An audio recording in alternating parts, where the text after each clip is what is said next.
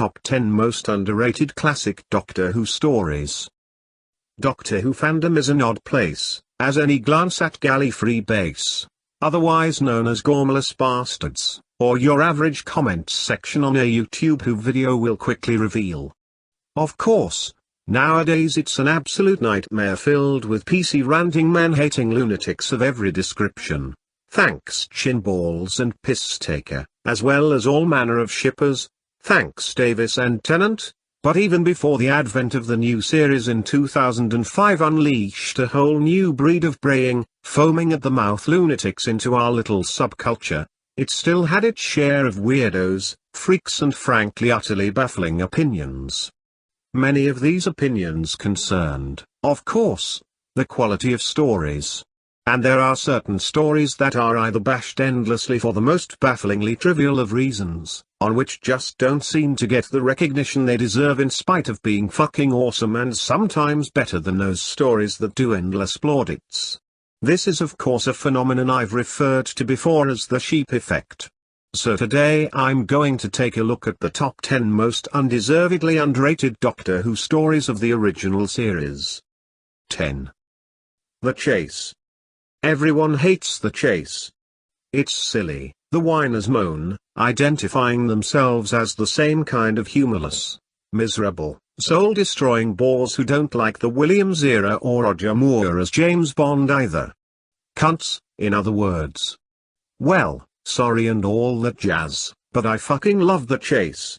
It's a hoot, it's the last hurrah for one of the all-time greatest TARDIS screws. It's got nervous, stuttering Daleks, robot Draculas and an identical robot double of the Doctor that looks nothing like him whatso-fucking-ever. Fantastic. 9. The Happiness Patrol. Well, duh. Famously hated at the time, and then adopted as a metaphor for everything from gay rights to Trump supporters when it's clearly an ahead of its time metaphor for today's lunatic PCSJW psycho crowd. The Happiness Patrol is great. The Candyman is great. Helen A is great. Sylvan so far great. It's great. 8. Day of the Daleks. Undervalued for the flimsiest of reasons.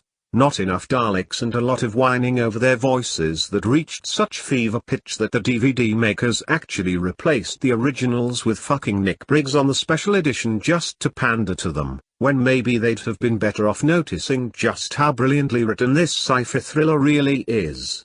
Nah, that would take critical faculties. 7. The Two Doctors. Much hated by a large chunk of fandom, again for all the wrong reasons. It's violent, but that's okay when Philip Hinchcliffe does it. The Two Doctors don't spend enough time together, but that's okay when the Five Doctors does it, and why not concentrate on what the story does do rather than what it doesn't? I think The Two Doctors is a fucking awesome black comedy science fiction thriller that never gets old. So fuck you. 6. The Creature from the Pit. Many fans put this in their worst story ever lists. Why? Fuck knows. I reckon they read it in a magazine somewhere or something. Because for anyone with eyes, ears and working brain cells, Creature is a great fun sci-fi parody. It's not the greatest Tom and Lala story, but it's a whole of fucking fun. 5. The Awakening. Slagged off for some vague similarities to the Jon Pertwee story The Demons, despite being infinitely superior to that overrated shite in every way anyway. The Awakening is actually one of the best Fifth Doctor stories with a great cast, great dialogue and a great story with horror elements unusual for the era. Love it. 4. Battlefield. Criminally underrated by the kind of sad cunts who think Doctor Who lost its way with Warriors of the Deep, or possibly when Philip Hinchcliffe got sacked. Battlefield is a whole heap of fun, mixing sci-fi with the sword and sorcery genre with great results. Massively underappreciated. 3. State of Decay. State of Decay is an absolute 5-star solid gold classic, yet fandom, in all in its insane prejudices, never seems to get this. This is, of course, down to it being in season 18.